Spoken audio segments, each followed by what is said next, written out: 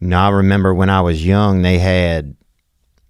we played basketball on a select group in a really budget basketball team. And after practice, sometime the coach would drive us home. You know, if your mom had a little bit of money, or she had maybe a Toyota Camry, or maybe a van or something like that, something nice, your mother come get you, scoop you up from the practice. But the remainder of us children coach would give us a ride home. So you hop in the coach's truck, or you hop in the coach's, he had a van with a ladder on the back, and it didn't go anywhere, but it's nice. It is kind of, it was nice to have. And anyway, you get to know the coach well when he drives you home from practice. And sometimes he would take us to do stuff, he would take us to help him do some work for him giving us those rides. So one weekend, he drove us out into the country somewhere we were helping him move something and loading things into a truck or something. And it was me and this young fella, Boo Boo Tyson. And this was a black gentleman, and his name was Boo Boo Tyson. And his brother had tried to burn his legs off, but he didn't. He still had his legs. He didn't, it didn't happen, And he had one leg that was a little hot, but he was fine, and he was a friend of mine. And we're driving along this road one time, and on a highway, me and him in the back of the truck, and maybe they had a lawnmower back there, or a little canteen of diesel or something. Maybe a jug of sipping water or something back there with it. And we drove probably in the back of this little truck, this little Japanese truck maybe, or Korean truck, a little K truck, Daihatsu or something, or, Shizatsu or some kind of just a little truck, man. It sounded like under the hood they had about 7,000 Korean people just straining hard to keep it going. One of them little Shizatsus or something. You know what I'm talking about? Little truck. And we've been going along the highway, and Boo Boo's looking at me, and he's looking at me, and he just starts kind of just really looking at me kind of funny. And at one point, the highway came to a stop sign, or intersection with another highway. And so Coach was driving, and we're sitting in the back in the open cab. And he said to me, he said, hey, Theo, what's it like to have your hair blow in the wind? And I'd never thought about that. Because he had a high, tight fade cut. And I'd never thought about that, man. And I said, man, what's it like to have your penis blow in the wind? And we died laughing, man. The two of us just died laughing. And man, it was, I don't know, I miss being young, man. I really miss being young. Let's go.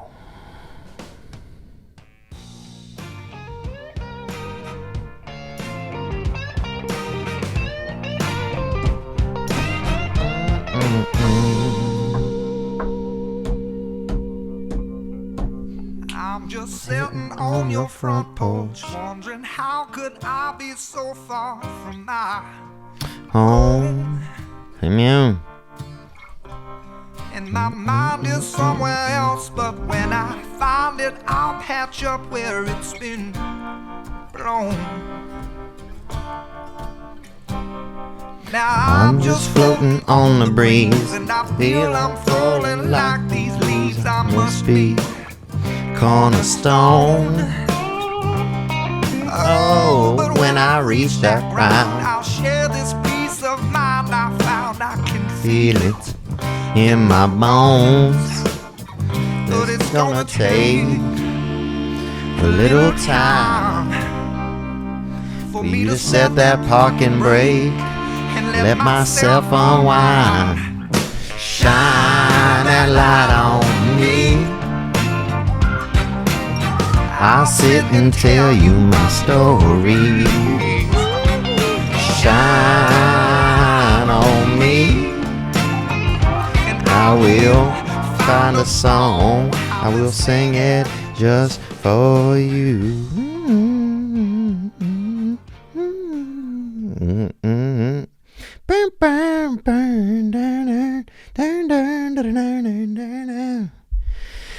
Good to be here. I had me a little London broil. Shout out London, shout out England.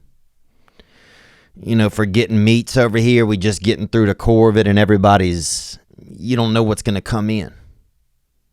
And you see the articles. You see the article in the news say, hey, meat's gone, no more meat. All the meat, spoiled. All the meat fell off a boat. Birds, buzzards stole the meat. They just, every day, something else happened. The meat chain, it's done. You will never see any more meat. And then bam, here we are. 1 week after the disease is, if it ever was a disease, whatever, I don't know. 1 week after it's gone, and London's hooking us up with that hardy rump hitter, bro, that shank. Because it's just nice to have. So shout out England, shout out UK for getting us those meats over here. Had that London brawl. Set that thing up in that crock pot. God, and this is my second crock pot. The first one too small. You could barely do 2 bacons in it. You almost had to do 1 bacon at a time in it. Because first time I tried, I was using my crock, I threw about maybe 9 pieces of bacon in there. And I left. I went and drove around for a couple hours. I wanted to see if the thing worked. And I come back. And it just hadn't really, it had done a little bit at the bottom. So then I realized, damn, I need 1 slice at a time in this little bastard. It was just like it was like, the pot on it was so small, it was like one person's kind of medium hand in a cup, like cupped up, like they're trying to sip water to, give a little water to a dog or something with their hand. Make a shape like a little baby, like half a banana with their hand. And give a dog that moisture. But anyway, now I got that. Now I got a bathtub for some meat. So I threw that London in there, threw a couple potats, some of them orange, veggies, those phalanges, bruh, those beta carotenes, bruh, them carrots, son. Put them in that pot. And let that bad bastard do its work. What else? I watched the fights this weekend. Not on the news, or on Twitter. I'm talking UFC. I watched the UFC. It was enjoyable. Shout out Sugar Sean out there, busting them down, hitting them with the freaking straight up glucose to the chin, bruh.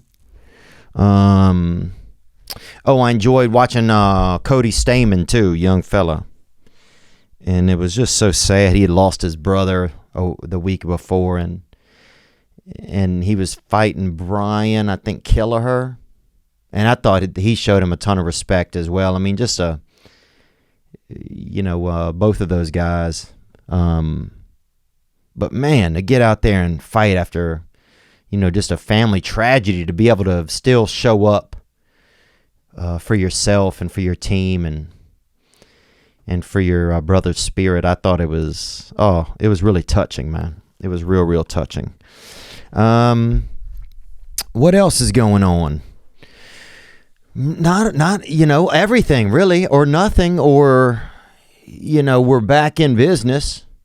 It seemed like they got some restaurants open.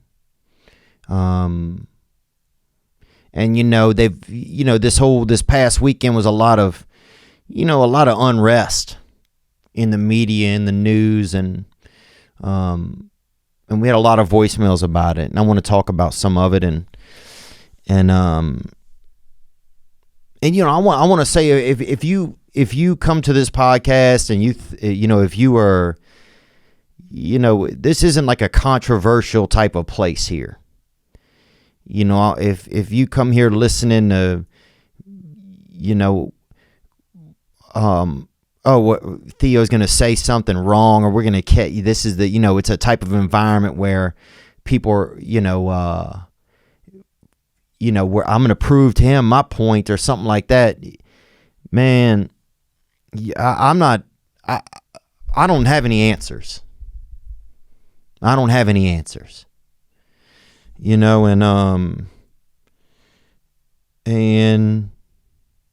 I don't know how people can 100% have an answer.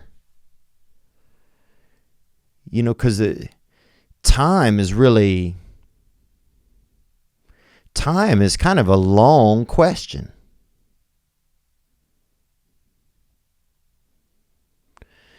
So if but I'm just saying, if and look, there's a lot of great people in here, and I don't know, I've just gotten a lot of social media comments and stuff this past weekend, and I don't know, if you come in here to say, I know better than you, or you don't know, or this, or you've already won. I'm not trying to be right. I'm trying to be alive. I'm trying to stay in contact with life, I think, and stay in contact with just the long question that is life. And this show, everybody's welcome on this show. You could be Arabic, you could be you could be homosexual, you could be in a wheelchair, you could be from Spain, you could be black, you could be what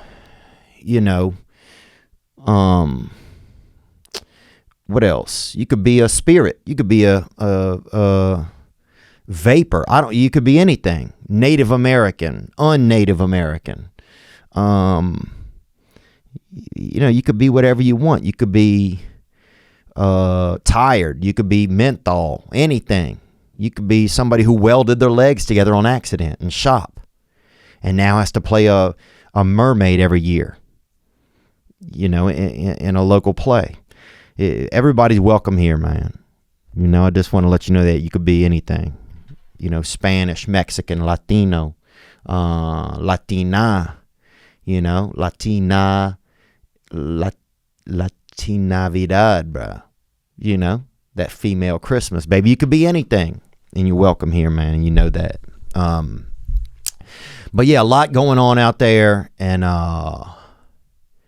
so yeah, thank you guys for showing up. A lot of people had calls that came in about it, and so I want to get to some of it. Get to some of those calls, man, and just kind of talk about what people are talking about a little, hear people's points of views, and what's my experience been like this past weekend. I had a rough instance. We, the Rat King came to visit because, obviously, your boy Tom Sugar Knight over there is, he wanted some. And so he got some, because that's how it is sometimes. If you want some, then you get some, knock, knock, who's there? Some, because that's what you're about to get. And I'm on Twitter the other day, and I didn't know how bad Twitter is just it's obviously a real cesshole. And, I see Drew Brees in there because I follow All Saints stuff. And so Drew Brees comes up in my feed. And so I'll click on the video and I'm doing something. And next thing you know, I hear Brees talking about how he supports the American flag.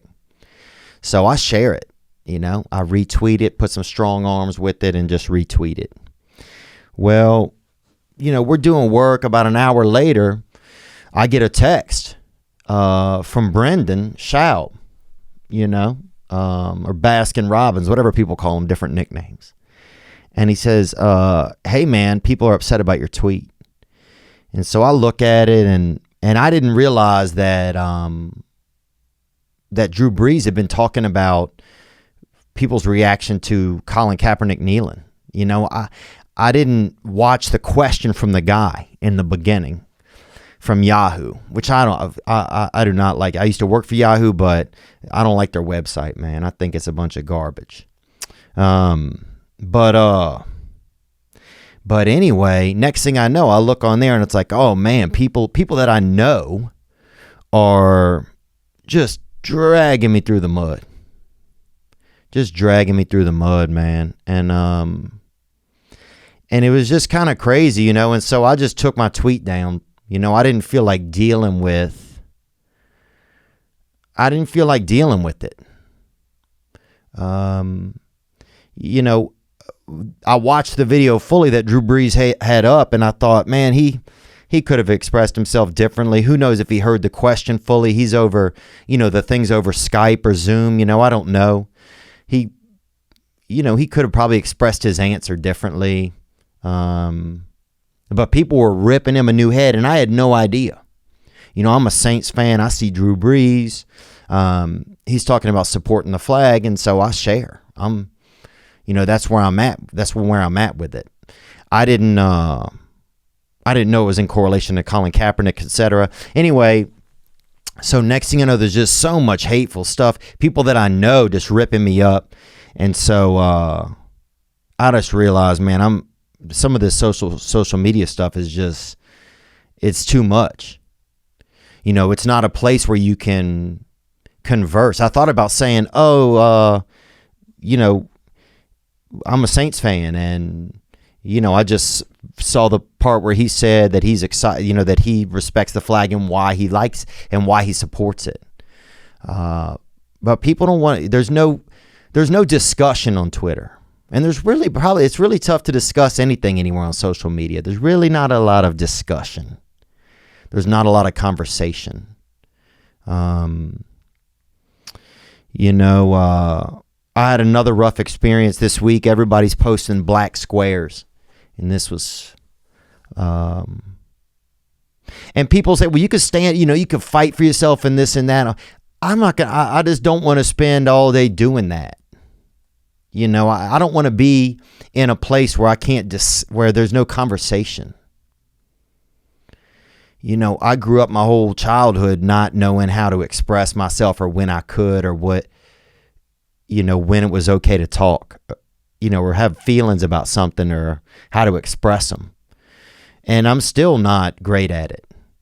And, but to be in a vacuum where you can't even raise your hand, that's what it feels like. It feels like Twitter feels like a place you can't even raise your hand. So, anyway, so then the same thing, a similar thing kind of happened with the black square. People put up the black square, and I put up the black square, and I felt, I support Black Lives Matter. I support any lives matter. I support everybody's life. I felt bad because it became this thing where everybody's doing it. When I started looking at people that I admire, I said, are people that I admire doing this? Do I need to do this? Is this a real thing? I don't know. I don't know. I don't know what to do. And I probably should have just done nothing because I don't like to be forced to, I like to be unique. I was trying to think of a way, how can I support my black friends and support black community and support the fact that I don't think that anybody should struggle at the hands of police brutality. And I realized that that's what I didn't like about the Black Square, is that it didn't give me a chance to be unique. It didn't give me a chance to be, kind of find a unique way to express myself. And then I got messages from people of color. I don't know if that's the right term. Telling me that I had done it wrong, that I didn't do the right hashtagging. And so I just said, screw it, man. I'm not dealing with this shit. I'm not dealing with something where you have to get it, like you can't even have you're a millimeter off from the exact way something's supposed to be done and you're wrong. It just didn't rest well with me, man. And so that's kind of, how I ended up feeling about a lot of the social media stuff. I had a lot of people ask me about it. And I'm not going to argue with the lady. I'm not going to argue with, I don't know. I don't like feeling forced. I don't like feeling forced. I like to try and be unique. So those were just some of my thoughts. I'm not saying that those thoughts are right. I'm not saying that you have to do anything or you don't. I'm just kind of telling you what happened with me. That was kind of my experience. And it upset me that people that I knew didn't call me to say, hey man, this, you don't understand what's going on here. Like this, people are upset because of this, or they just hung me out to dry. Like they were trying to use me to get their clout up, their online clout up. And that hurt my feelings, man. So I just said, I don't have to say anything. But then you see stuff that says silence is, I don't even know. It just became so impossible.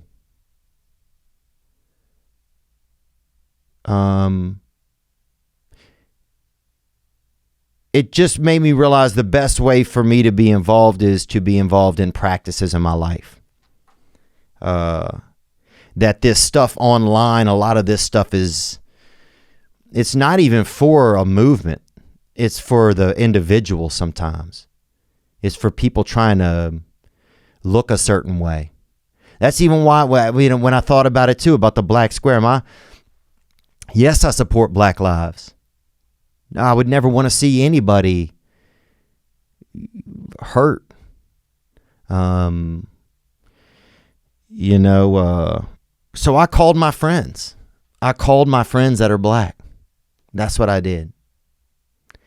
And I spoke with them, and I heard their voices, and I talked with them, and I let them know that I love them. That's what I did. I think that's about 4 guys that I spoke to. And it was nice, man. It was nice. It was nice to know that in a real place, in a one-on-one connection place, everything was pretty comfortable. And so that's really what I've been doing. And I know a lot of people had a lot of different thoughts, but I spoke to my friends. That's what I spoke to them.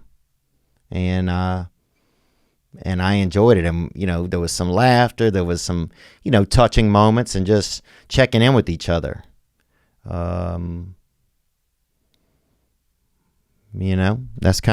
sort of how, this was a tumultuous weekend for a lot of people. And again, I'm not telling you how to live your life or do anything. But I am saying that this podcast is a place where people can communicate, and it's not, you could raise your hand here. This isn't a place where you're not allowed to speak or to think or to feel. Because I don't want it to be that for me. I was scared to even do this episode a little bit. I'm scared to talk about some of this kind of stuff. Because so many people, you get one word wrong, you're going to hell, you're doing this. You with the devil now, boy. You hate black people. You hate leopards, somebody said. You hate leopards if you don't get this right. What the fuck are you talking about? Huh? You know, I just don't want to play that game. I don't want to live in that game. I don't want to live in that space. And that's the space that's created online a lot. You know, when I got out of there and I got into the real humanity, and checked in with my friends, it was a lot safer than the world where they want you to believe that everything is all verklempt, you know, or lopsided, or that the whole world has flat tires on it, that every human heart is rolling around with a flat tire on it. I don't believe that. You guys had some thoughts, man. Let's get into a couple of them. Sorry to be serioso on here. But sometimes, you know, shit hits you, bruh. Sometimes you running down the block and a turd catches you in the neck. You know? And that's God, bruh. What's up, Theo? This is Mike. Hey, brother, I just wanted to give you a couple comments about our current environment. Thank you for calling, Mike. I appreciate it, man. Onward. Give you a little bit of a perspective from a police officer up here in California.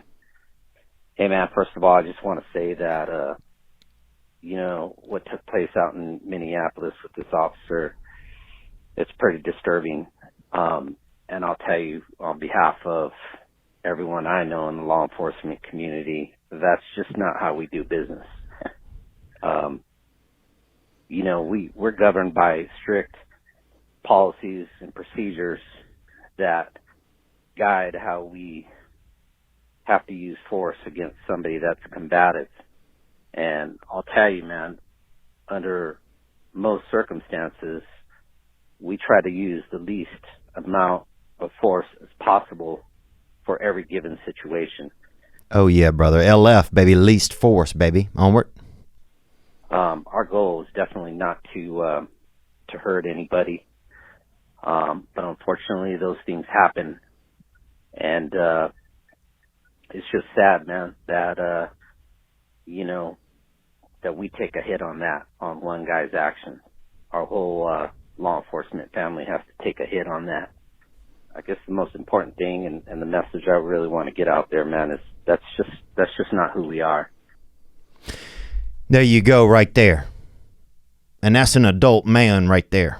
That's an adult male police officer. I'm assuming could also be female. You do not know 100%. I don't want to jump to conclusions. But it could be Mike. You know, female Mike, Miss Mike.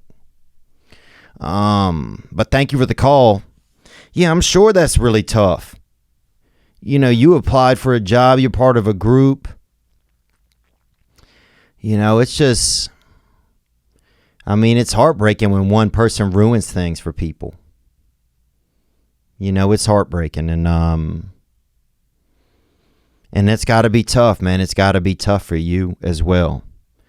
You know, being at a job where you have to go out and your responsibility is so much heavier than somebody that's going to do, well, electricity is that's pretty hardcore.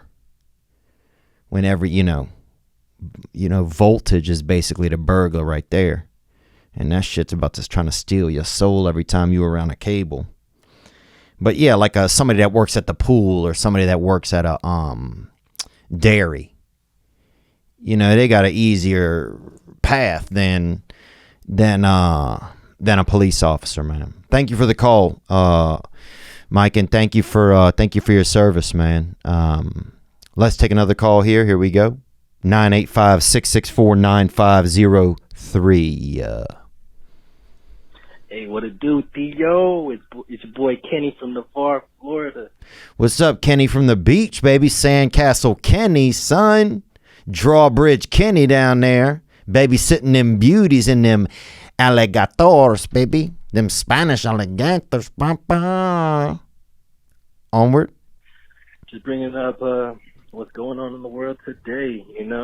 Obviously you see a lot of people think it's white versus black and whatnot, but in actuality, it's cops versus people of color, people of oppression and whatnot. So a lot of people like to combat, like, all right, blue lives matter.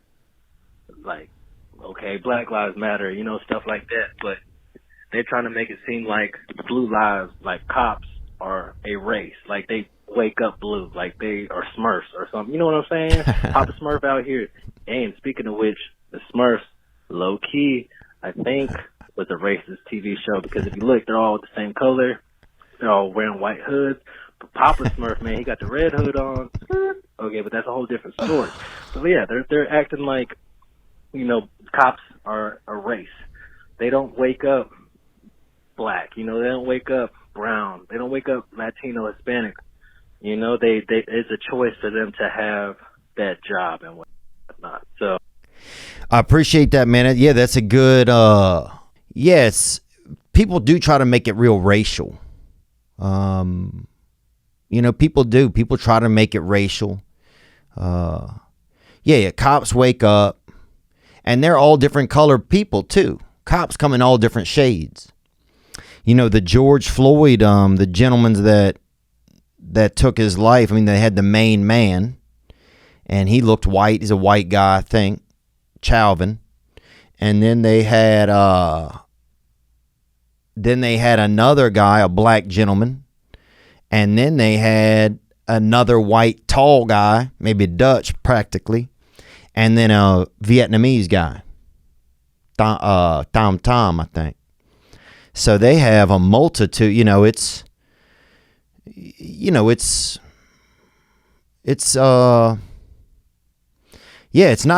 not like it's white cops versus people of color.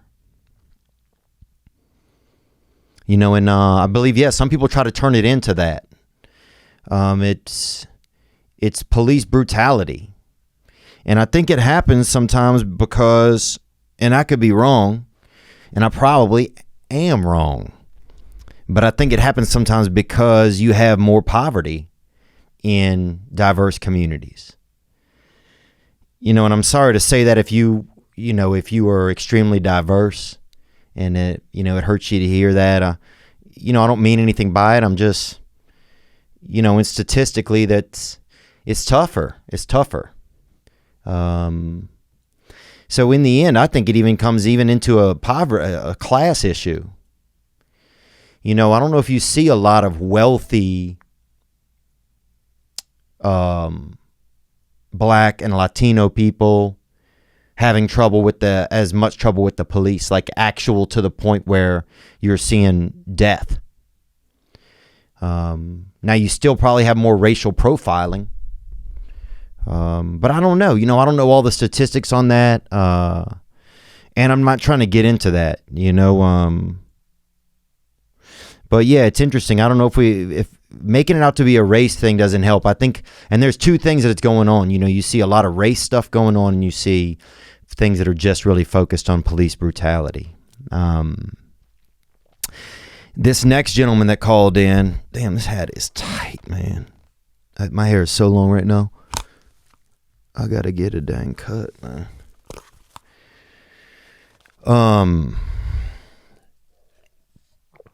But I appreciate you calling, man. This next gentleman called in, and this guy had a suggestion that I thought was super interesting. Let's take it right here, gang. Yo, what up, Theo? It's Rich, Raleigh, North Carolina. Rich out of Raleigh. Raleigh Rich, huh? Rich got that cash. Rich got them coins, baby. Bankroll Richie, huh? Richie with that bread, huh? Stacks on stacks on stacks. Rickety rackets. Racks. Richie rackety racks. Hey, it's Richie Racks. Richie with them racks. Onward. Hey, look, as a former 82nd Airborne paratrooper, served in Iraq twice, Afghanistan once. I've dealt with angry mobs, and unfortunately, that's how you calm down disobedience is with a hammer, and people don't like that. But what I was going to say was, I'm not a mayor or a police chief or anything, but when you have female detainees, female insurgents to just prevent any kind of investigation or anything, misbehavior that may happen. We had a female that conducted the search, that handled that. And maybe that's what, it has to come down to is if there's a black, we just need more black cops. Black cops. Black cops deal with the black people, perpetrators, whatever. Black Lives Matter. Gang, brother, thank you for the call. That's something to think about there. I was thinking about this as well, man. What if, you call a police station, you say, hey, I got 2 white guys over here. I got I got 1 Latino and I got 1 Neapolitan, and that's who, so they send you that style of officers. Then you have, just to find a way to take the race element out of it, to make it not a racial thing. It'd be interesting. You're like, hey, can you send somebody over? Yeah, I need a guy. I got a Dutch, somebody over here that's Dutch, and I got 2 Viettes over here, throwing rocks. And they're like, oh, shit, we understaffed over here. All we got is, we have a black guy and we have a Croatian female. I don't think we can help you. We can't help you tonight, That'd be crazy, wouldn't it? But would that be interesting if they had, if they had certain ethnicity officers, you match it up. You match this, you match that. I'm just thinking outside of the box here, thinking of different ways, because if things continue to be a problem, then you have to try and, think of some different options. Like I used to work at that place. What was that place called in Charleston? It was called Frozen Options. And you could get a different something, a little, frozen candy or a frozen ice treat or something. Get you something, get your little cousin a little, grape something, little Eskimo sour sauce or something, sipper. What else we got, man? Let's hit this other call that came in right here, gang. Hey, what's up, Theo? My name is Eric. I live in Sacramento, California. I saw your post on Instagram. Thank you for calling, Eric. And yeah, I post on Instagram if you have thoughts about what's going on to give a call, man. After I found it so hard to try and, there's just not a lot of room for communication out on social media. It didn't feel very welcoming. And we got so many calls. It's so many calls. Onward. It's crazy out here, man.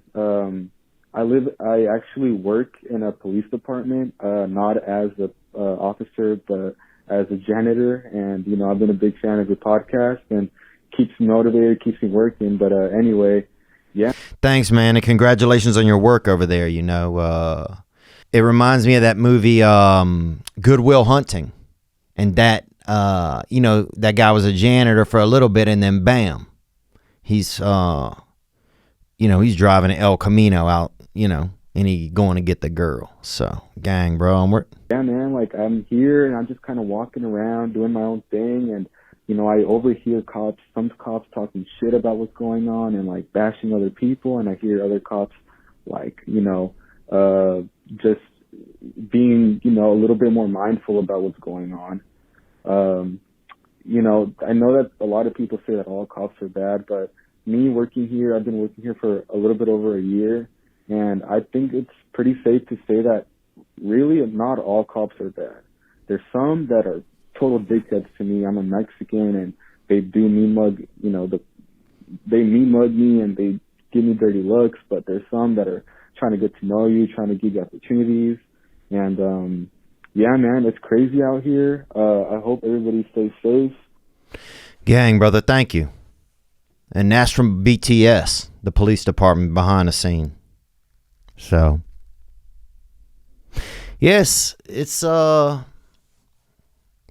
it's heartbreaking, man, what happened to the man and George Floyd, and you see him, just that stuff is heartbreaking. And it hits you in a place where, it just hits you it just hits me in a human place. And I don't think that place that's inside of me has any color in it. There's a place inside of us that doesn't even know what color we are. There's a place inside of us that,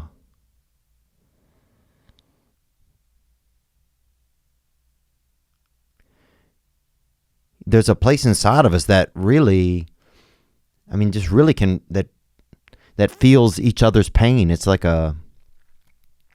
it's not even our heart. It's not our brain. It's just, I don't know what it is. I don't even know if they have a name for it.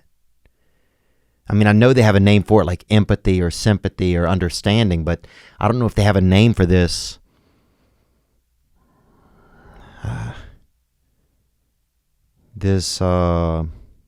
don't know. It's like it's a place where when you have it, and when you see pain, it hurts, even if it's not yours. And it hurts you at a place that's deeper than our skin and bones. One thing I was thinking before we get into this next call they had was, what if maybe it's time to kind of rebrand the police? Maybe it's time to to not have police departments. And to have just National Guard or just, a different type of force. Just because you start to wonder, has police gotten too much of a negative connotation with it now that it just makes the whole job even tougher? It makes the whole job even tougher. That I don't know. If you got a man out there and he's coming at, and now you got a different name, you got a different color suit, you got a different, I don't know, maybe you make it so the weapon, you got to answer a trivia question or something before you can use it or something, you got to, I don't know. But I'm wondering just if it's too the police, it's had too much it has too much negativity with it attached to the name, not attached with all the officers, but just that it has too much negativity attached with the name or too much bad branding, that maybe you do use a National Guard or you use a military police or something like that. Of course, you'd have to change their name. I don't know. I'm just thinking out loud, and I don't have any right answers, man. I thought it was beautiful to see. Let me get this call while we're on National Guard. Onward. Hey, what's going on, Theo? This is Andrew out of Virginia. Hey, how's it going, man? I'm in the military, and I just want to bring light to a certain situation. I don't think anybody's really talking about, those guys in the National Guard. I'm sure they all want to protest too, but us military people, we're held to a different standard. We can't really protest like everybody else protests, or it's federal charges at that point. They could take our livelihoods away. So, wow, I didn't even know that. Yeah, you see a National Guardsman, you see them, cordoning off an area, and yeah, you immediately, I feel like people immediately feel like, oh, these are the bad guys. That's crazy, isn't it? That people immediately, they'll see a man in military, go, oh, that's the bad guy. That guy's just you or me. They just put a different outfit on him. And he has to do his job. He can't even protest if he wants to. I didn't know that, man. It's, so it's like there's feelings behind the outfit. Onward. So just want to put that in your ear and see what you think about, the position that they're in. It's hard for us because we can't even speak out on things like social media and be caught out in the streets like that because, they can catch us up. And, I'm an avid listener of this past weekend, of King and the Sting. I'm a Theo Von fanatic. Well, I appreciate that, man. Thank you, bro. Thanks for saying some of that nice stuff at the end, and thank you for your service, man. It's hard. I'm sure it's hard for you guys. It's I'm sure it's hard. It's hard. Things are hard for a lot of people. Different things are hard for a lot of people, and it is unfortunate when, there's that Chris Rock bit going around. You can't have a bad apple on a police force. You can't. That's a job you just can't have it on. And I'm sure a lot of these forces, they don't want it to be that way. But that job has just got to be that job's got to be tough, man. It's got to be really tough for a lot of people. Now, some people might be out there just wanting to be an egomaniac and just wanting to play RoboCop and do this and that.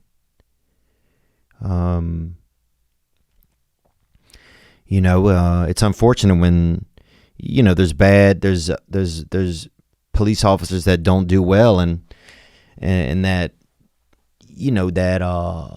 that use extra violence and extra brutality and just enforce their will at unfair and even deathly amount sometimes. It's heartbreaking, man. I don't think anybody, I don't know anybody who doesn't agree that that's heartbreaking. It's heartbreaking, man. But yeah, you don't know. We don't know what these people in the uniforms are thinking. These people they don't even get to protest if they want to. That's kind of interesting. That you got a man right there, he can't even, or a woman right there, who's serving the country, and they can't even protest if they want to. What else? Let's take another call that came in right here. Onward. Theo, what's up, brother? Hope everything's good. Hope all is well. Nick, shout out to you, man. You're a beast on the producing. Yeah, these riots, man, they're crazy. Everything's crazy right now. It's crazy times. I actually, I just want to say rest in peace, George Floyd. Justice for George Floyd. That man that stood on his neck with his knee, he deserves to be executed. That's 100% fact, if you ask me. But I just want to say, they were rioting on the main avenue in my neighborhood. I was down there. I was right in the middle of all of it, just watching. And it was really heartbreaking to see because I didn't get the vibes that anybody was really out there protesting. It was more vibes of everybody was kind of having fun in the chaos. So, I don't know, it's pretty heartbreaking. In the center of my city, though, it's mostly peaceful protesting. It's beautiful what they're doing. Amen, brother. Thank you for that message. And that's out of Philadelphia. That man called in, and the protesting, a lot of the rioting I get, the looting and stuff, I do not. I don't get it. I just don't get it. I understand that, it's people that say that they have nothing and they can't, I just don't get it. It just doesn't equate to me how you're burning down or how you're taking from a small business owner, that kind of stuff. I just don't get it. I just don't get it. Now, an Old Navy, fucking break into an Old Navy, dog. You know what I'm saying, dude? break into an Old Navy because, bruh, you'll probably help the place out. Get in there and help. You know, they got a whole bunch of shit they selling in there. And steal that dog. They always got that little dog statue too. Steal that. But somebody using a flamethrower at a damn DSW shoe store, or fucking hiding, you know, covering a Cinnabon or a Shake Shack in a kerosene and lighting that bad burger bitch up. What are you doing? That's not helping anything. Now, I do think, though, that people could have chaos in them and they've been having it pent up. And then this is just a place where, you know, it was a real perfect storm for chaos to get out there. We got a call that came in right here. Here we go. All right, man. I live in Delaware. Fucking the motherfucking first state. First. Right? And we've been having all these riots. Motherfuckers want to break into the mall. We only got 2 of them. You want to break into the closest one in our state's capital? Like, I understand that everybody wants like black rights and everything, but why are you breaking into the mall? That ain't helping you. Yeah. Gang, bruh. Yeah, man, when you breaking into that mall, you know what I'm saying? You shooting up an American Eagle or something. Or you in there, you throwing a hand grenade into an Aeropostale. Bro, you blowing up a damn set of jean shorts or something. That ain't doing nothing. You know, you in there, somebody throw a bowling ball into a damn Claire's boutique, man. That you ain't doing nothing. You ain't doing nothing. But now I understand aggression. I understand anger. I understand now if you don't have anything, bro. I remember when I was young and we didn't have anything. Dog, if a little bit of chaos started, it's easy to just hitch a ride on that chaos cart. It's easy. So, you know, you have people that have been inside for months. They can't even meet up as a group. The first thing they're allowed to do to meet up as a group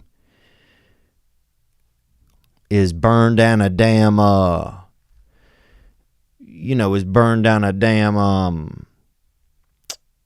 whatever that place is called. What is that store in the mall where you can do that thing to your face? The art of shaving, bruh. And now if you want to get in there and you want to, take a Tommy gun to an art of shaving, bro, I'll freaking load the bullets back behind you. But you over there and you taking a chainsaw to freaking Luzette's sandwich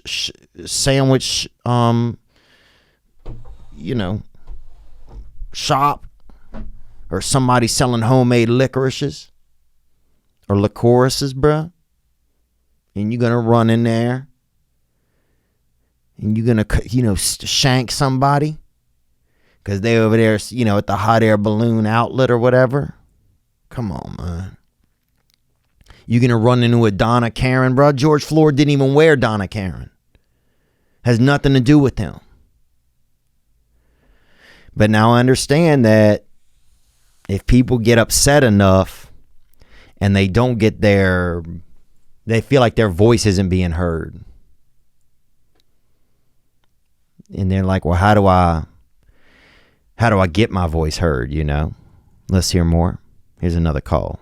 985-664-9503. And actually, let me tell you right now, thank you for being here for this episode. I do want to tell you that.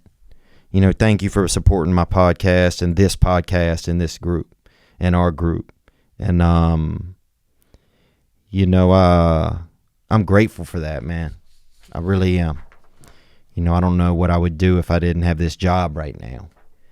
And, you bet you helped make that possible, and, I have friends that listen that I didn't even know.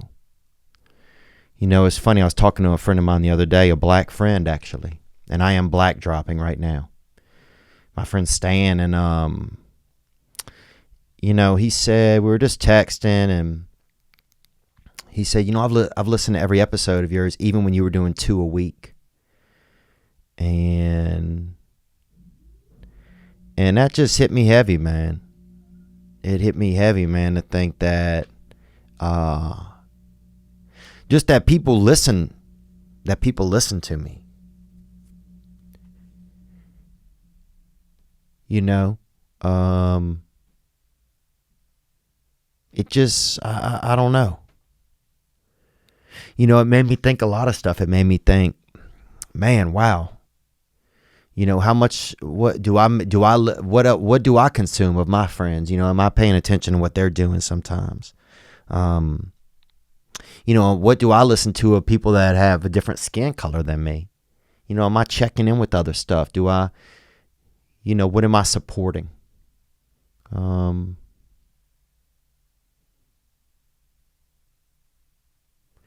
But that was just, you know, that hit me really in a, you know, it just hit me in the heart.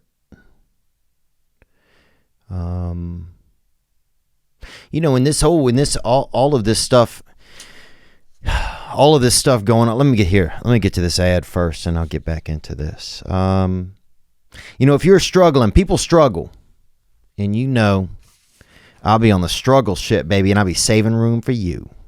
People struggle, and you can be one of those people as well. And if you are one, BetterHelp will assess your needs and match you with your own licensed professional therapist. That's right. You can start communicating in under 24 hours. It's not a crisis line. It's not self-help. It is professional counseling done securely online. You know, sometimes you might live in an area where, like, man, I can't, you know, my cousin's wife is the damn therapist in town. I can't go there. You know, or shit, my wife is the therapist in town. I can't go there. She'll know. Now you have the opportunity to get therapy. The service is available for clients worldwide. BetterHelp is committed to facilitating great therapeutic matches, so they make it easy and free to change counselors if needed. It's more affordable than traditional offline counseling, and financial aid is available. That's right. You can communicate over text. You can communicate over FaceTime. You can communicate over the phone. You know, they offer as many ways to communicate. They've got them. And our listeners can have a happier life today by visiting betterhelp.com/Theo. That's better, HELP, and join the over 500,000 people taking charge of their mental health with the help of an experienced professional. That's right. Special offer for this past weekend listeners. Get 10% off your first month at betterhelp.com/THEO. What are we talking about? Oh, I know that, you know, I thought a lot of things once, you know, things got real racial as well. You know, this past week, things have got real racial, and America's tough. You know, America's a country that has diversity in it. Some countries it's not like that. Diversity it's not easy. Apparently diversity is not easy on planet Earth. I'm not saying that it's impossible or I'm not even saying that it's hard. But and I'm also saying this is just my perspective, man. You know, I try to keep an open heart in mind, but it's hard. I only have my own experience with the world. But, you know, it's, but I definitely asked myself this week, I said, well, am I racist? You know? And it's a good question to ask yourself. Man, am I racist? And what I don't like is I don't like things you see online. It says, if you have to ask yourself, then you are racist. If you have to this, then this. Man, stop. Stop with that. You're shutting down people's voices, man. That's the worst. But yeah, I definitely asked. I said, man, do I have racist ways that I'm not seeing? I know I have some behaviors. You know, I feel like some of those are based on experience. on experiences. You know, I think I get nervous if I go into a group where I'm the only one of a certain ethnicity. You know, if I go into a group of Mexicans, or I go into a group of blacks, or I go into a group of Asians, or I go into a group of women. You know, I go into any group, I do feel sometimes I guess it's a nervousness. Sometimes it could be more scared. Now, if I know people in the group and stuff, that's different. But I don't feel that because, I hate these people, or I have hatred.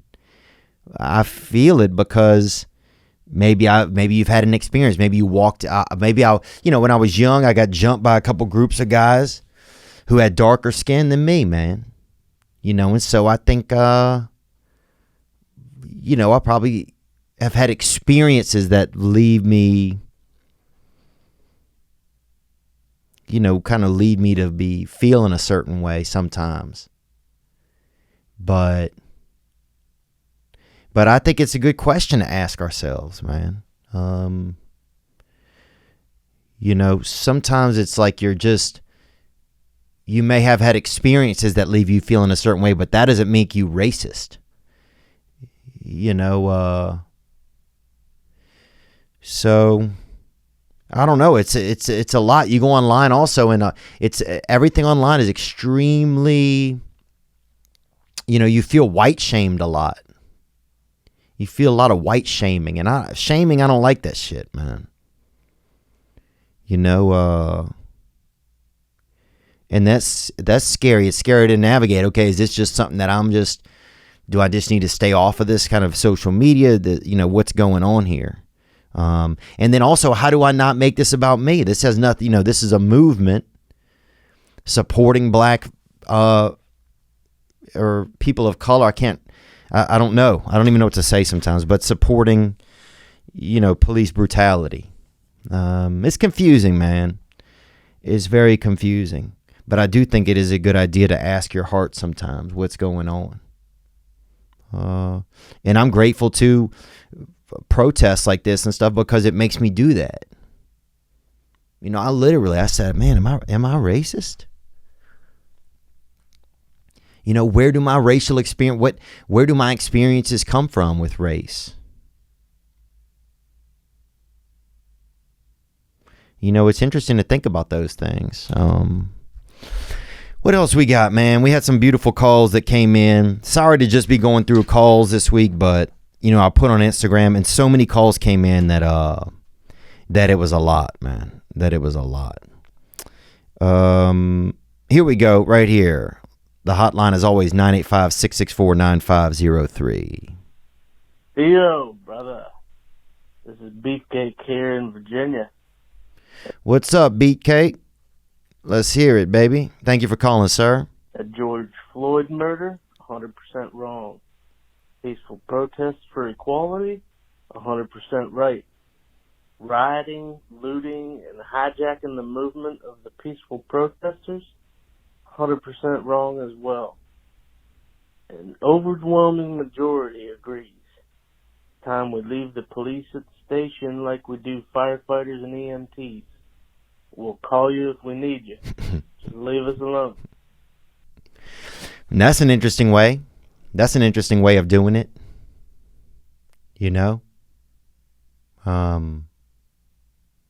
We'll call you if we need you. Leave them there. Not having patrols. Does patrols make people feel a certain type of way? We got this call that came in here from a young lady. Where do we go right here? Hey, this is Miriam from San Diego, California. What's up, Muriel? Thanks for calling. San Diego down there. And I've been down there. A good place to, they got a lot of bulldogs doing sex down there. You could, get you a little pit bull and get you something, get you a little cut of watermelon or get you a little slice of, they got hoagies and everything down there, tacos down there. What I'm talking about, Pacific Beach. Get you a beautiful treat. Onward. This is a first-time caller. I believe this is an important time to speak up. I'm Mexican-American, and I've been very affected with the whole thing going on. And I'm speaking up because I'll be mad if I hear another white person honestly complain about the riots being too much and saying that there should be another way, but I don't think there is. In the past, in 2014, Kobe Bryant wore a t-shirt that says, "I can't breathe," and he got a lot of hate for that, and that was peaceful. In 2016, the NFL took a knee during the national anthem, and you saw the backlash. It will continue, and I think this is the only way I believe that can really get under people's skin. And even if people are complaining about the violence, just maybe consider the fact that people of color never fully felt a part of society, and people ruining neighborhoods may be the one way to get to people who are racist or the system. Thank you for that call, young lady. Appreciate it. I believe that's a young lady. You do not know 100%, but I'm going to stick with that. The assumption there. Yeah, it's if you feel like you're not heard. When Boosie was in here the other day, he said one thing that I thought was interesting that he talked about, and thank you to everybody. I got so many nice messages, man. I was so excited to have him in. Dude, I was so excited. Isn't that crazy that when I started this podcast, I talked about, man, if Boosie came in, man, it would be great. Could you even imagine?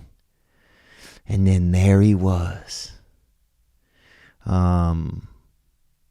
Man, it was cool too, man. It was cool. He was cool, bruh. I was nervous. I was kind of, I wasn't, well, Big Baby said that Boosie that is a gangster. So I was definitely nervous. That's what I was. And he said something that was interesting, man. He said that, about black people having their own towns, their own infrastructure, their own schools, their own laws, their own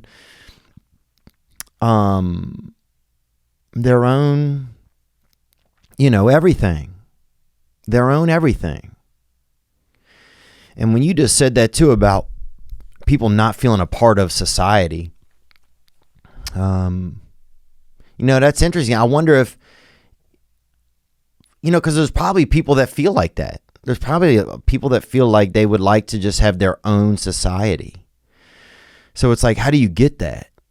Maybe they're in the future, you have places where if people want to just live with people like themselves, then they can, and then that's a choice, And I'm not talking about segregation. I'm not talking about anybody being forced to live anywhere, or I'm talking about if people choose. This is what we want. This is what I want. I don't know. I don't know, because America is just a system. It's just a system. And it's a system that's always kind of changed over time. And the more it gets diverse and the more people stand up for what they, that groups protest, it's going to continue to change. It's kind of like a chameleon, I think. I like to think of it as that.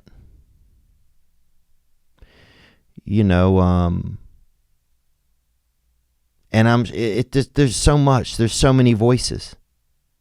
There's so many voices. But I feel like the protests and stuff this weekend and last week seemed really magical, a lot of it. seeing a lot of the humanity, just the people getting together, and it seemed a lot more diverse than pictures you see of protests of other protests. For me, anyway, it seemed really, I don't know, it seemed like a movement. And I think most people agree that, you want that people deserve to feel safe in their country. I don't know what I'm talking about, really. But yeah, if you felt like you have what would you do if you feel like nothing else is working to get your voice heard?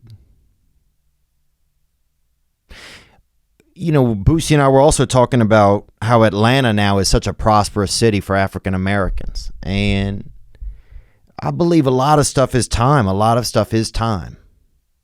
And a lot of stuff is money. When I was young, I could relate a lot to poor black children because they didn't have anything like we didn't have anything. And it was such a,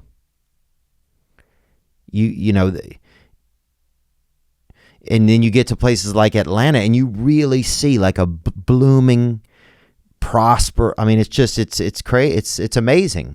It's awesome. But that's money. That's money, man. What do we got right here? Here we go. Let's take a call that came in, man, gang. Hey, yo, what's up, Theo? This is Maurice, all the way out in Maine. What's up, Maurice from Maine? And Maurice up there, baby. And I freaking met a girl up there who let me touch that sea roach one time. Maybe. I can't remember, but I remember a bat was flying at us, bruh. And we was up there in an abandoned house, and I hit that bitch with a tennis racket, man. Not the girl, the bat. So that little bastard, that little dirty bastard, that little fucking air bastard, bruh. That little fucking cough smuggler came at us, bruh, and I clipped that bitch out the sky with that Andre Agassi, bruh. Hit that bitch, John. Onward, sir. Real far, other side of the country. A lot of people are pissed. A lot of people are upset. A lot of people have good reason to be upset. But the vast majority of people are seemingly doing this, looting, terrorizing, vandalizing, defacing a property, all that shit. Seems to be just a way to put themselves out on Instagram or social media just to get attention, to be part of the group, to be one of them, stand out even though everybody's doing the same thing. But people do have a reason to be upset, and some of this will help with change. Some of it won't. A lot of it's just going to be awful. Tax money through the drain, down the drain. But that's what I feel. It's a little crazy out here, but I'm ready for that boogaloo. Let's do it. Gang, gang. Gang, man. Thanks for calling. Yeah, it's, I don't know, man. I don't know how you get, I don't know really if there is a solution. It's just a slow evolution. And I think that awareness is key. And, I definitely think, a lot of people out there for social media. A lot of people trying to get social media. Just trying to just get the right thing, the right picture, the right, well, for one, the right thing to express what they're feeling. And I understand that. But other stuff, people just trying to, I'm trying to get my cousin to fucking, hit somebody with a skateboard who's stealing a bag of oranges and shit. And you're like, damn, man, that's crazy, bro. That's some Don Mattingly citrus type shit right there, man. But let's take this call came in, man, and I felt like that a little bit with this call right here. Here we go. Hey, this is about the protests in Atlanta, the proudest, blackest city. Can't believe I got home safe tonight. We don't know what the next, the next step kind of thing is, like, how does this all end? And we were asking police to just say the words Black Lives Matter or just take a knee, and they refused. And I was looking them straight in the eye, and they were looking back at me with kind of a look of just like, you know why I'm not going to say it. Like they were racist. And so that, I mean, we just have to keep pushing because they have to be able to say it, right? I don't know why they won't respond. I don't know why they just refuse to respond. We're supposed to be a team. Yeah, I mean, that's interesting, kind of, that I don't know if a on-duty police officer, I mean, trying to get them to do something, I just don't, I mean, that sounds like it's something for you. I don't know. Trying to get an on-duty police officer to take a knee or do Black Lives Matter, that sounds like it's something for social media. That man's at work. And also he's at probably the most stressful day at work he's ever had. And trying to get something for social media is just, or that doesn't make him racist because he doesn't want to be a part, because he chooses not to. That man's working. He's at work. Maybe catch him when he's off of work and talk to him. And then police officers, I don't know if they can just be racist, like this man's saying, like police officers aren't just blue. Police officers are every color and every type of person. One of my good friends, Red Grant, his wife is a police officer. If you watch that television show, it's called, it's a show for TV. It's a TV show. It's called, where they couldn't drink it, where your boy Daddy Longneck is from. Oh, Murder. No, it's, damn, boy.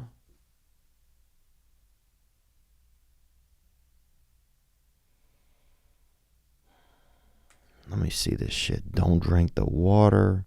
We can't drink it. We can't drink the water in Michigan. Flint. It's called the Flint Police Show, basically, something like that. Flint PD or something. And it's just interesting. It's interesting to see what those people's lives are like all the time. It's real interesting to see. But yeah, I mean, I don't know if, I think that would be the best thing, to catch them off duty and see how they feel. But it's very diverse, these police forces. Most of the police officers that I see here in Los Angeles are probably Latinos, or Mexicanos. Dude, one thing that gets on my nerves when somebody is Mexican and people call them Spanish. Dude, don't do that shit. Spanish, bruh? He's Mexican. Don't do the Spanish thing, man. Come on. That guy ain't Spanish. That guy's a Mexican guy. Have some respect, Mexican, for the Mexicans, man. Spanish, dude. That's some fucking... This is my Spanish friend, somebody said one time. Dude, you don't know shit. That ain't your fucking friend if you don't know your boy's Mexican right there. That's an hombre, papa. Just that kind of stuff, man. What else, man? Oh, let's get into one or two more calls, man. Yeah, sorry to focus just on this stuff this episode, but I felt like I committed to it by having people call the hotline, and so I wanted to honor that. But yeah, I don't know if trying. Yeah, it's just I don't know, man. I don't know. It's a choppy time. It's a choppy time. Let's take another call that came in right here. Hey Theo, it's Miller calling from Canada. You told us that we can leave a comment on all this protesting, what we think of it, and I'm a white kid from a small town, and I always grew up feeling like I was lacking a certain perspective. So I moved to a big city, and I studied criminology for 4 years, and I haven't really been saying much on social media these days because I just feel like everyone should tend to their own garden, and I don't want to tell anybody else what they should or shouldn't be doing. But I've gotten some comments from people saying, silence is a inherent form of racism and stuff, and like a lot of people don't know other stories. I spent $50,000 of my own dollars and 4 years of hard work to better understand and gain a better perspective of what's going on in minority communities and their experiences with police. And I hope to be a police officer someday, and I just feel like doing things like building a relationship with this homoerotic man in my community and mowing his lawn. That's I'm better suited, just focusing on myself and not telling other people what to do. So these are some of my thoughts. Thanks for creating a space for us to leave thoughts like this, and gang, brother. Yeah, man, I think that's one way to make things better, is to try things a little bit different. Touch a gay friend. Touch a gay friend, touch them, hug them, hold their hand, do the yard, do something, blow up help them do something, change the garden, change the house. Get the mail for somebody that's Latino, or not Spanish. You know what I'm saying? Mexicano, papa. Do something nice. Go and knock on that person's door. Say, hey, what's going on? The disconnectivity these days, we do, I think, start to wonder more. We start to wonder, man, am I okay? Are they okay? Are they thinking these things? Am I thinking these things? You start watching the news, or you start getting caught up. And then I start wondering, man, I don't feel good. The news make me feel like I'm a bad person. Or the news just wants to keep showing the same thing. You got to call, check in with a buddy. Check in with a friend. Say, hey, man, this stuff had me thinking about you. And I'm sorry it took for this kind of thing for me to call, but I just wanted to I just wanted to say, hey. Check in with somebody that maybe has a different experience.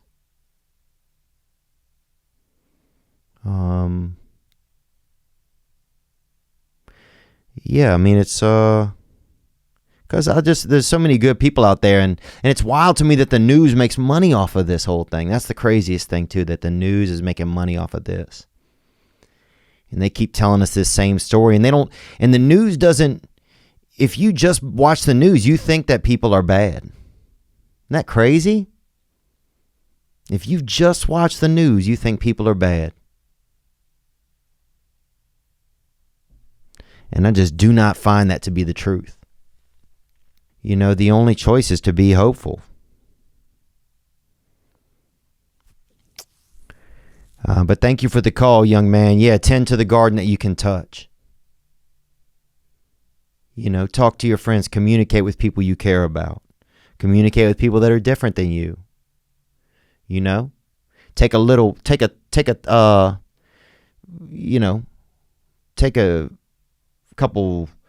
thing of soup to a black friend. Take a piece of art to a Mexican friend. Do something. Extend a hand, a pat on the back, just an extra, hey, man. Just an extra look in the eyes, man. Hey, man, I care about you. I care about that your experience here on earth is good.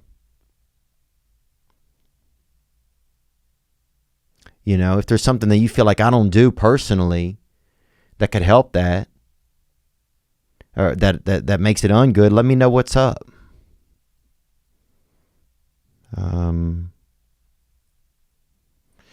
But yeah, I mean, I don't know. I just have my own perspective. But I appreciate the people calling. I appreciate, You know, it's this is life. This is life.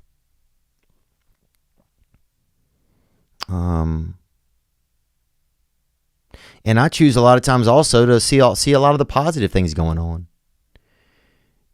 You know, I look around and see a lot of good stuff going on around in America for people of all ethnicities. I mean, every music, so much music is black influenced. You know, so many of the top athletes, entertainers. I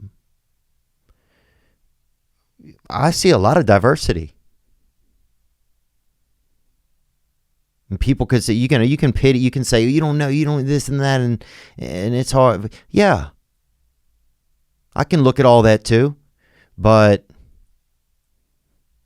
it doesn't make me blind if I choose to look on the bright side. You know, sometimes it's like online, like people don't want to hear you. They want to control you. That's something I didn't like on social media. People want to control you. They want to control you, man. No, this is what you say. This is how you say it. I'm not a part of whatever this uncomfortable thing is, where I don't get to be myself, where I'm just a piece of some fictional puzzle. Is that doing anything? I don't know, man. I'm thinking out loud. I'm sorry if I'm complaining a lot or something. I don't know what's going on. I should probably go home soon. We got one more call that came in from this young fella in North Carolina, gang. Hi, Theo. It's Eric from North Carolina. Just been calling. I've been going through a rough time recently and been trying to kick the booze, brother. Thank you for calling, Eric, man. And I'm sorry to hear that you're having trouble with it, man. I know that.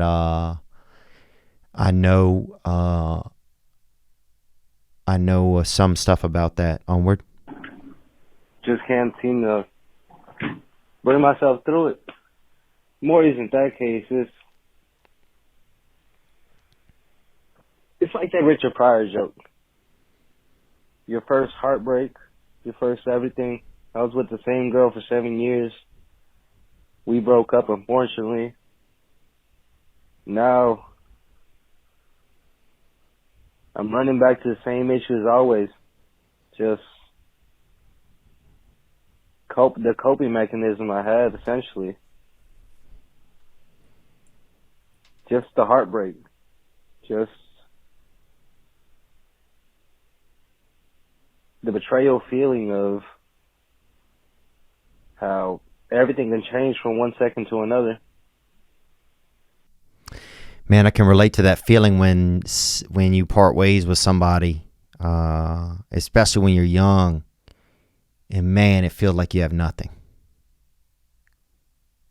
Man, it feels that is such a. If you're really sensitive, like I was when I was young and still am, God, man, it's a deep cut when you're young. Onward. How your world can just shatter and everything just falls apart. I'm trying to get clean. I'm trying to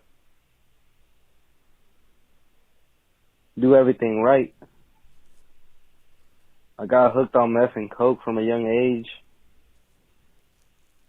About the age of 14, I moved down to Mexico. And it just really fucked me up, you know. Just all messed me up. And right now I'm trying to get clean. I'm trying to do everything. I can't get out of bed. I can't do anything. I can't bring myself to go to work. I'm at the point of, I have a little money put up. I'm at the point of just my whole world collapsing, and I want to understand. I've heard your podcast in the past, and I've listened to you throughout the years. I saw you in Charlotte. I saw you do all of that, and you're just an amazing person. I want to know how you can remain so charismatic even when you've gone through so many hardships throughout your years, your addiction, you overcoming it, your father's death and everything. And Hey, brother, I appreciate your call, man. Let me see if I can call you. Get you on that line, baby. Get something real going on here. You know, we're about as real as I can get since you're over there in North Cackalack.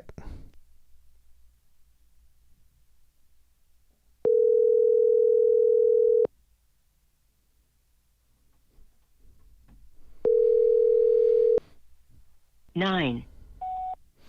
Hey, Eric, man, what's up, bro? This is Theo. I got your voicemail, man. I just wanted to say thanks for the voicemail. I just wanted to chat with you, bro. If you get a chance, man, give me a call back. My number is, it's the number that I text you from as well.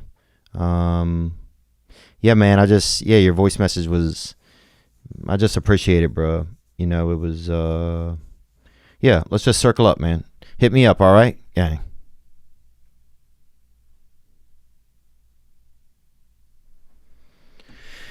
Oh, man. What else? You know, I know a lot of people out there are, I know it's been a hectic week. And, I know there's so much involved if you really get into the racial side of things. And I'm not discrediting any of that or discounting any of it. I appreciate everybody's calls and everybody's thoughts. So many points of view. And I didn't want it to get it too heavy where, where people get angry. There's so many people think about a lot of different things, but I believe in the end, I just believe the only thing we can do is just, one step at a time. And, I was talking to my friend Glenn and he was saying, I think that good is going to come from this. And I agree. I believe that good is going to come from this. After tough things, good stuff happens. That's how, nothing changes if nothing changes, and sorry I don't have a ton of, introspection for you guys. I've been thinking about, what people's lives are like.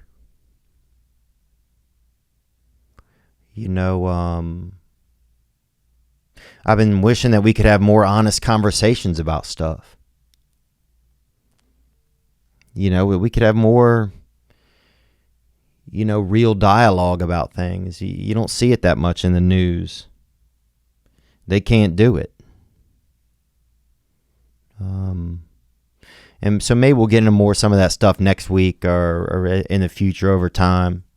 If you had some thoughts or suggestions or constructive criticisms about this episode, you can always hit the hotline 985-664-9503. That's all I really got, man.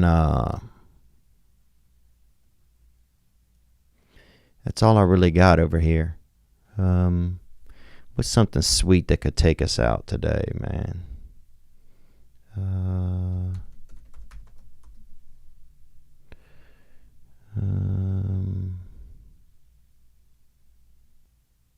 And I think just us trying to tap into that part inside of us that doesn't have a color.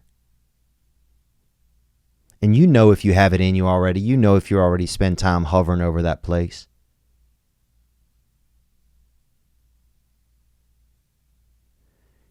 I think that's the good place. And I think that place is really, it's really big inside a lot of us. I really do believe that.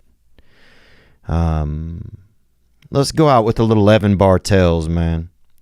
He's always got something beautiful going on. And this song, I feel like, was always something special for me. You guys be good to yourselves, man. You deserve it. And just know that you got this. Take care of yourselves. let's tend to that garden we can touch, you know? Man, if we all did that, or what if we all prayed at the same time? If we all prayed to a higher power, it doesn't have to be a specific one. But if we all just, you know, what could happen, you know? Maybe the world cracks open then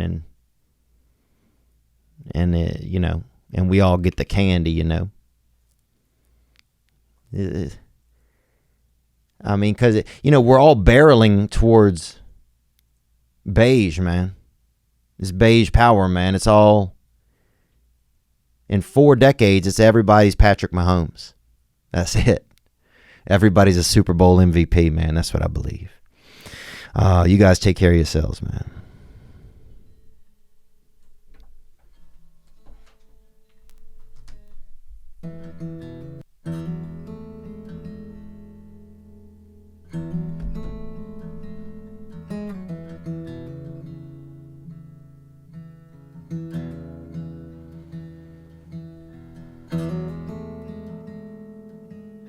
Man, this song really gets me, man.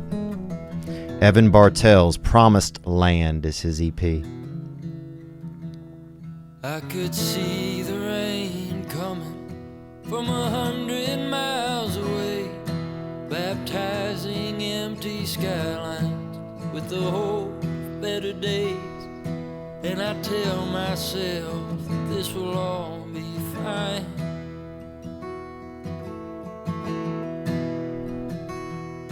Then I watch you from a window I built inside my mind.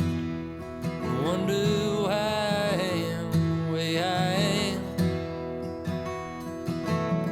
Every man that's walking will fall from time to time.